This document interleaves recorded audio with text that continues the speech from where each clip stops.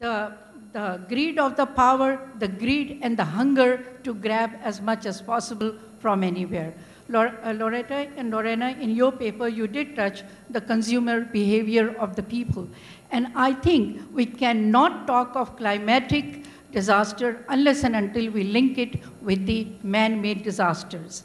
Because I think maybe Madam Kim and her very good organization, CAPIP, will have another conference on the man-made disasters only, because it's the bad governance of the world by our politicians, parliament, all over the world. What have they given us? Hunger and power to some nation, deprivation to some nation. Where is the missing link of balancing the world? So it is our fault, and our friends from United Nations, please go back and tell the people who are there not to give us this all academic literature on what's happening. It's not only the glacier melting which is giving the warmer world. It is our own behavior, the arms and ammunition, the nuclear things we are trying. This is all cause of the warming of the world. So please think in other directions and don't give us doses which is prepared in a beautiful, presentable way by you. But all of you have done a wonderful job. We have come here and we are grateful to CAPWIP for giving us the opportunity of the third world and the advanced world to meet together at this platform. Our concerns are our concerns, and we are appealing to the world to think about it in a very neutral way. Thank you very much.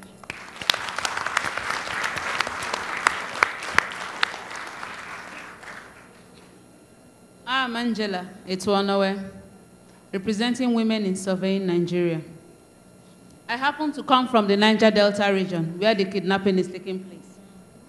And I will enlighten this house by saying that these boys are doing this kidnapping because of the problems they have in the riverine area.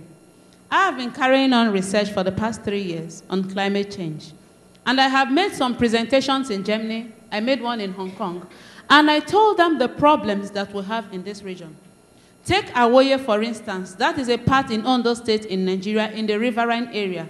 They belong to a particular state, but they are not catered for. There was a day I went to that region.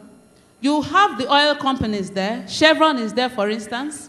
And they carry out a lot of reclamation and canalization.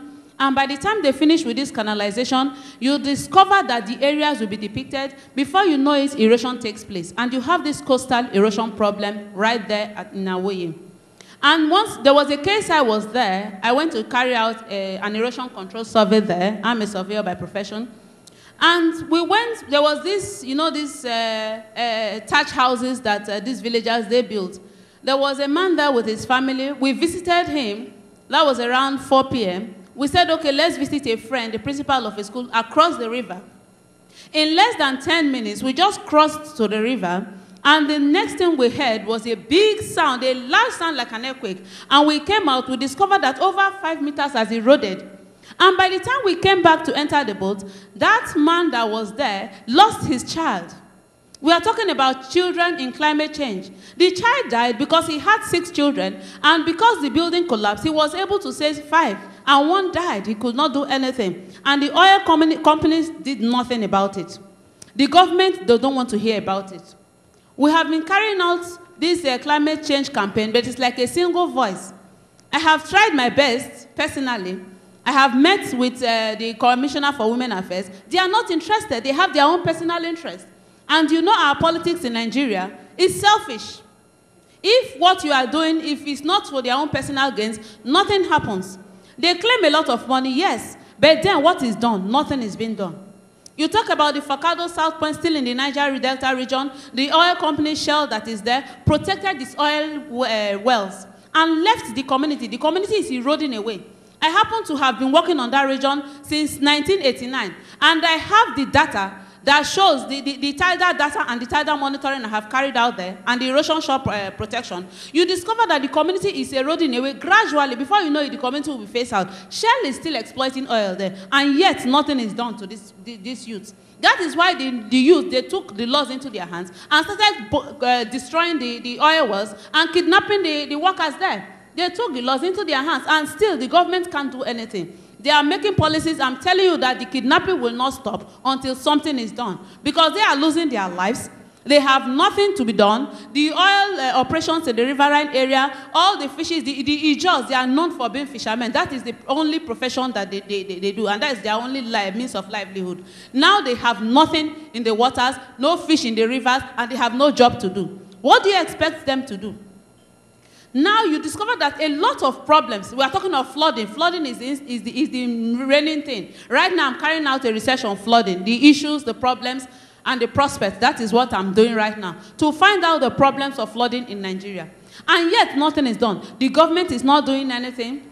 3 weeks ago, I was listening to our local news, and the Senate, who is the governing body, they were inviting World Bank to come to give them aid on climate and the coastal waters. And I was asking, you are asking for a fund for coastal waters, you have nothing in place, you have no data, you don't even have any agency, you just want the money. To do what? So you discover that we have a lot of problems, and we need to go to these communities that are crying and dying. The women, they are suffering from malaria. You talk of cholera because they have no drinking water. The same water they take their bath is the same water they pass their feces, is the same water they will drink. In fact, the life there is unbearable. So I believe that we need to go to the grassroots. And any way we can to go to the grassroots, we have to. The government in my country, they are not interested. The women in politics, some of them are not even interested. They want their own things that will be beneficial to them. So I don't know how our case is peculiar. I don't know how our case in Nigeria is going to be addressed. Thank you.